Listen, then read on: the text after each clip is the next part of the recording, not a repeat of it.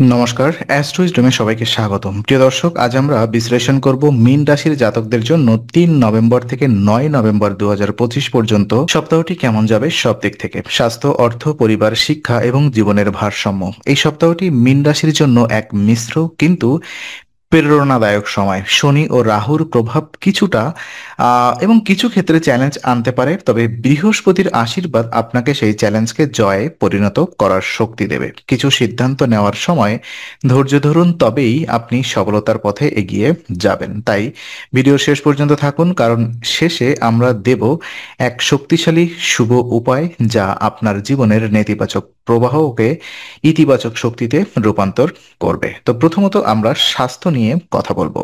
মীন রাশির জাতকদের জন্য এই সপ্তাহে স্বাস্থ্য সচেতনতা অত্যন্ত জরুরি হয়ে উঠবে। আপনার চন্দ্র রাশির উপরে শনি ও রাহুর প্রভাবের কারণে মানসিক ও শারীরিক দুই দিকেই কিছুটা ভারসাম্যহীনতা দেখা দিতে পারে। বিশেষ করে যারা নিয়মিত রাত জাগেন, অতিরিক্ত কাজের চাপ নেন বা খাদ্যাভ্যাসে অগোছালো, তাদের জন্য সতর্কবার্তা। অতিরিক্ত মদ্যপান, দ্রুতগামী গাড়ি চালানো কিংবা অস্থির মেজাজ, এই তিনটি বিষয় এড়িয়ে চলুন, কারণ এগুলো একসাথে আপনার জীবনে বড় ধরনের শারীরিক ঝুঁকি ডেকে আনতে পারে। এই সপ্তাহের মাথা ব্যথা, স্নায়বিক চাপ বা ঘুমজনিত সমস্যা দেখা দিতে পারে। তবে আশার কথা হলো, বৃহস্পতির কৃপায় আপনি নিজের মধ্যে এক ধরনের আত্মসচেতনতা অনুভব করবেন, ফলে অনেকেই নিজেদের স্বাস্থ্যকর জীবনযাপনে ফিরতে আগ্রহী হবেন। নিয়মিত হালকা ব্যায়াম, প্রাতঃভ্রমণ ও ধ্যান করলে আপনি মানসিক প্রশান্তি এবং শারীরিক শক্তি উভয়ই ফিরে আসবে। যারা অতীতে কোনো রোগের চিকিৎসা নিচ্ছেন, তারা যেন ওষুধ নিয়মিত নেন এবং ডাক্তারের পরামর্শ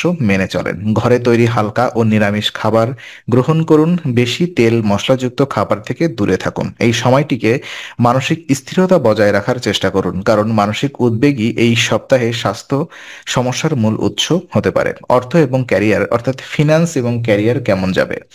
এই সপ্তাহে মীন রাশির জাতকদের জন্য অর্থনৈতিক দিকটি কিছুটা সতর্কতার দাবি রাখে, কারণ শনি এখন আপনার প্রথম ঘরে অবস্থান করছে, যা সাধারণত কিছুটা ভারবাহী সময় নির্দেশ করে। এর মানে হচ্ছে, আপনি যতই উপার্জন করুন না কেন, ব্যয় বৃদ্ধি আপনাকে চিন্তিত করতে পারে। বিশেষত যারা ব্যবসায়ী, তারা নতুন বিনিয়োগের আগে চিন্তা ভাবনা করে সিদ্ধান্ত নিন। হঠাৎ করে কোনো প্রলোভনমূলক প্রস্তাবে রাজি হলে ক্ষতির আশঙ্কা রয়েছে। অন্যদিকে চাকরিজীবীদের জন্য অফিসে দায়িত্ব ও কাজের চাপ অনেক বাড়বে। নতুন কাজের সুযোগ এলেও তাতে চাপ বা জবাবদিহি উভয়ই বৃদ্ধি পাবে। এই সময় আপনি হয়তো অনুভব করবেন যে আপনার প্রচেষ্টার ফল দেরিতে আসছে, কিন্তু মনে রাখবেন, বৃহস্পতি আপনার অর্থভাগ্য ধীরে ধীরে খুলে দেবে। তাই ধৈর্য হারাবেন না।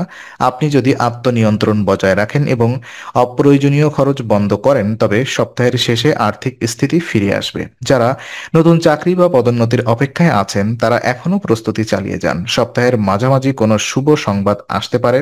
আর যাদের ব্যবসা বিদেশ সংযোগ যুক্ত, তারা অর্থ প্রবাহে ইতিবাচক পরিবর্তন দেখতে পাবেন। তবে মনে রাখবেন, এই সময় সিদ্ধান্ত নেওয়ার সময় রাগ নয়, যুক্তি ব্যবহার করতে হবে। ভুল সিদ্ধান্ত ভবিষ্যতের আর্থিক অবস্থাকে দুর্বল করতে পারে। আপনার মূল মন্ত্র হোক বুদ্ধি ও সংযম সাফল্যের চাবিকাঠি। তো পারিবারিক জীবন যদি দেখি, পারিবারিক জীবন এই সপ্তাহে মীন রাশির জন্য উষ্ণ ও প্রশান্তিময় হয়ে উঠবে।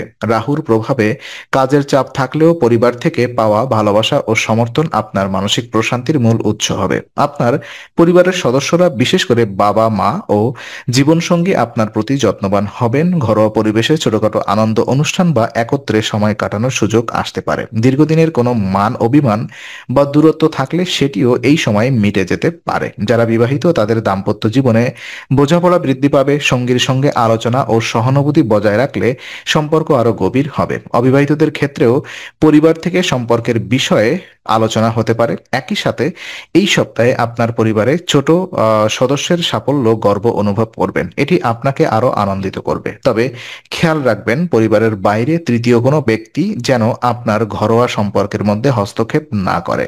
আপনার কাজের ব্যস্ততায় মাঝেও পরিবারের সঙ্গে সময় কাটানো খুবই জরুরি, কারণ এটাই আপনাকে মানসিক শক্তি যোগাবে। রাতে খাবার সময় পরিবারের সঙ্গে একত্রে বসে গল্প করা বা সপ্তাহান্তে একসঙ্গে বাইরে ঘুরতে যাওয়া, এগুলো ছোট হলেও ইতিবাচক প্রভাব ফেলবে।